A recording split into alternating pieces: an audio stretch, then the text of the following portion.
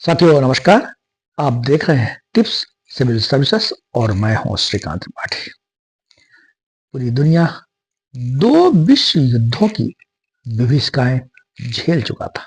1945 में दूसरा विश्व युद्ध समाप्त हुआ और दुनिया में अमन चैन हो सके, विश्व शांति हो सके और पुनः युद्ध जैसी विभीषिकाएं संसार को ना देखनी पड़े, इसके लिए एक मंच की स्थापना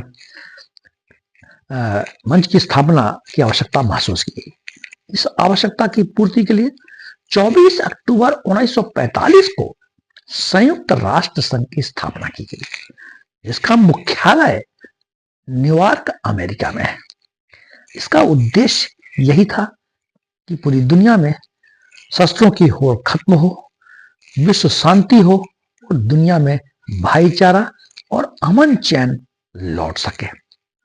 अतः अभी हाल ही में 24 अक्टूबर को संयुक्त राष्ट्र संघ का स्थापना दिवस मनाया गया। संयुक्त राष्ट्र संघ में तो बहुत सारे अंग हैं, 20 से अधिक इनके अंग हैं, लेकिन इनकी जो महत्वपूर्ण जो 6 अंग हैं जो कि संयुक्त राष्ट्र संघ के जो पूरी ऑपरेटिंग सिस्टम है, उनके संयुक्त राष्ट्र संघ के कार्यों को, उनके मिशनों को कार्यान्वित करते हैं, उसमें जनरल असेंबली है, संयुक्त राष्ट्र सुरक्षा परिषद है, सामाजिक आर्थिक परिषद है, अंतरराष्ट्रीय न्यायालय है और सचिवालय है। इन सब में सबसे महत्वपूर्ण संयुक्त राष्ट्र संघ सुरक्षा परिषद है। संयुक्त राष्ट्र संघ की स्थापना के पश्चात से ही हमेशा ही यह चर्चा का विषय रहा कि भारत को संयुक्त राष्ट्र संघ की सुरक्षा परिषद का स्थायी सदस्य क्यों न बनाया जाए। बनाए जाने के लिए कई बार अंतरराष्ट्रीय मंचों पर इसकी चर्चाएं होती रही। हम चर्चा करेंगे कि संयुक्त राष्ट्र संघ का की जो स्थायी सदस्यता क्या होती है, अस्थायी सदस्यता क्या होती है, कितने लोग स्थायी सदस्य हैं, उन्हें ही स्थायी सदस्य क्यों बनाया गया, उन्हें ही वीटो पावर क्यों है, वीटो पावर क्या होता है और भारत को अभी तक सुरक्षा परिषद का स्थायी सदस्य क्यों नहीं बनाया गया और क्यों बनाया जाना चाहिए। हम जानते हैं कि जब द्वितीय विश्व युद्ध समाप्त हुआ और द्वितीय विश्व युद्ध के समय धुरी राष्ट्र और मित्र राष्ट्र, धुरी राष्ट्र में जर्मनी, जापान और इटली एक तरफ थे और मित्र राष्ट्र में अमेरिका, रूस, ब्रिटेन, फ्रांस और चाइना, चीन, ये थे। जब संयुक्त राष्ट्र की स्थापना हुई और ये जो 6 महत्वपूर्ण अंग बनाए गए, जिसमें सुरक्षा परिषद भी बनाई गई, इनमें इन 5 देशों को स्थायी सदस्य बनाया गया जो कि मित्र राष्ट्र थे। इन्हीं मित्र राष्ट्रों को सुरक्षा परिषद का स्थायी सदस्य बनाया गया और इन्हें वीटो पावर अर्थात निषेधाधिकार दिया गया है। निषेधाधिकार अर्थात संयुक्त राष्ट्र संघ में जनरल असेंबली में यदि कोई प्रस्ताव पास होना है तो इन 5 सदस्यों की रिकमेंडेशन अर्थात अनुशंसाएं अर्थात सहमति होना अनिवार्य है।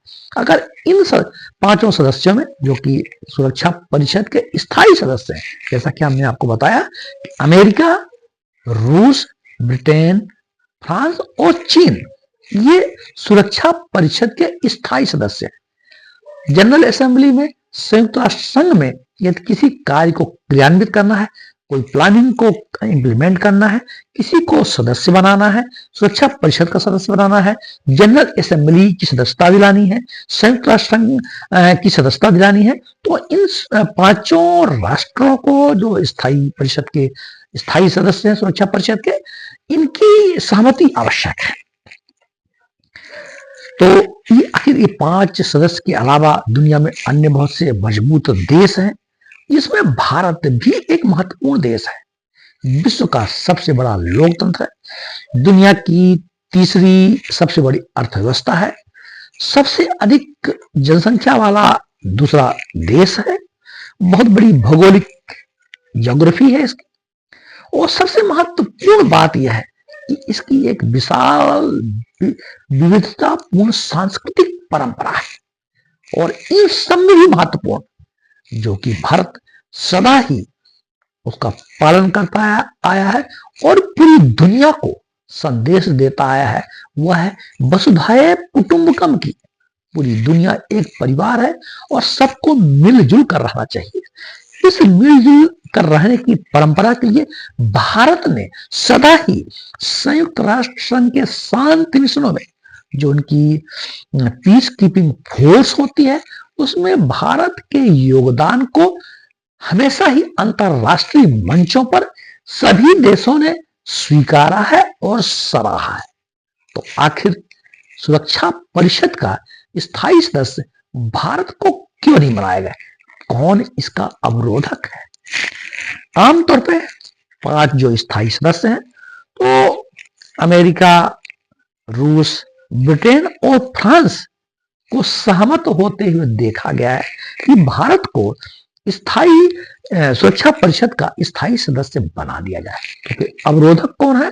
तो अमूमन चीन इसमें वीटो कर देते हैं, चीन वीटो कर देता है और चीन की तरफ से ये सहमति नहीं बन पाती है कि भारत को सुरक्षा परिषद का स्थायी सदस्य बनाया जाए। आखिर क्यों? क्योंकि चीन एशिया महाद्वीप में अपनी दबदबा को, अपनी कूटनीतिक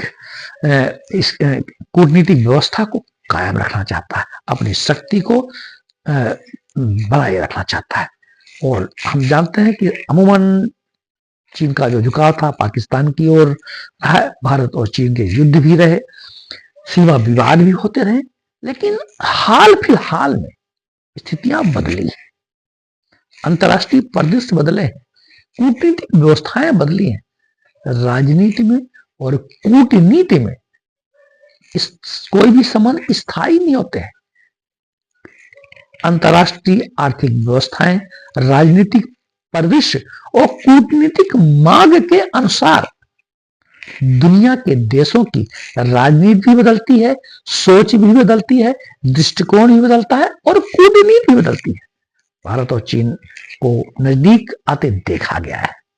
पुनः यह बात चर्चा में आई, अंतर्राष्ट्रीय मंचों पर चर्चा में आई कि क्यों ना भारत को सुरक्षा परिषद का स्थायी सदस्य बना दिया जाए। क्योंकि भारत उन समस्त व्यवस्थाओं को, उन समस्त सुरक्षा परिषद की जो मांग है, सुरक्षा परिषद की जो थीम है, सुरक्षा परिषद का जो उद्देश्य है, उनको भारत हमेशा ही फुलफिल करता आया है। सांस्कृतिक रूप से देखें, विशाल सांस्कृतिक परंपरा है, प्राचीन सांस्कृतिक परंपरा है और दुनिया में हमेशा ही अमन चैन के लिए, एक दूसरे को सहयोग करने के लिए आपात परिस्थितियों में भारत के हाथ सबसे पहले आगे बढ़ते रहे। तो भारत को स्थायी परिषद का सदस्य बनाया जाना चाहिए। ऐसा पुनः इस हेतु भारत को अंतर्राष्ट्रीय मंचों पर अपनी कूटनीतिक व्यवस्थाओं और दबावों को लेकर के इस बात को उठाया जाना चाहिए कि सुरक्षा परिषद का स्थायी सदस्य भारत को भी बनाया जाए। 5 स्थायी सदस्य होते हैं और 10 अस्थायी सदस्य होते हैं, जिसमें अस्थायी सदस्यों के जो सदस्य होते हैं उनका कार्यकाल 2 वर्ष का होता है और भारत अब तक सुरक्षा परिषद का 8 बार अस्थायी मतलब टेम्परेरी 2 साल के लिए जो होते हैं टेम्परेरी सदस्य बन चुका है। बड़ी ही रोचक बातें भी सुरक्षा परिषद को लेके हैं। सुरक्षा परिषद अपने दुनिया में शांति और अमन चैन लाने के लिए कई बार आपात परिस्थितियां जब पैदा हो जाती हैं, कोई दंगे की स्थिति हो जाए, भूकंप हो जाए, संघर्ष हो जाते हैं, जंग हो जाते हैं, तो सुरक्षा परिषद ने अपनी महत्वपूर्ण जिम्मेदारियों का निर्वहन किया है।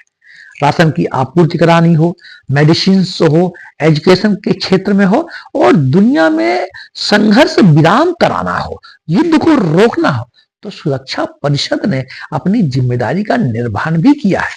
इसमें असफलताएं भी मिली है। कोरोना के काल में भी कई बार संयुक्त राष्ट्र संघ को की जो स्थिति थी बहुत अच्छी नहीं कही गई और रूस यूक्रेन का वॉर अभी भी चल रहा है। फिलिस्तीन इजराइल में भी संघर्ष की स्थिति बनी हुई है। गजा में जो फिलिस्तीन और इजराइल में जो संघर्ष हुए, तो गजा पट्टी में जो बच्चों की स्थिति रही, उनकी भुखमरी की, उनके मेडिकल फैसिलिटीज की, और जो ह्यूमन राइट के जो वायलेशन की, जो मानवाधिकार के उल्लंघनों की जो सामने बातें हैं, उसमें संयुक्त राष्ट्र संघ को और सुरक्षा परिषद को असफल होते हुए बताया गया है। लेकिन बहुत सारे जो शांति मिशन है, इसमें भारत उन शांति मिशनों में सदा ही अग्रणी भूमिका निभाता है।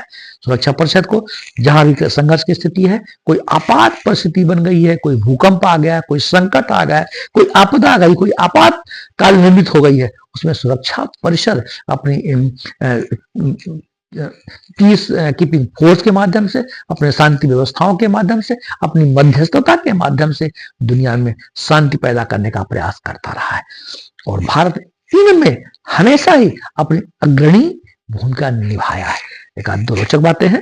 संयुक्त राष्ट्र संघ में भारत के जो वी.आर. कृष्ण मेनन है, जो कि सुरक्षा परिषद में सबसे लंबे समय तक, मतलब लगभग 8 घंटे लगातार भाषण देने का रिकॉर्ड भी दर्ज है।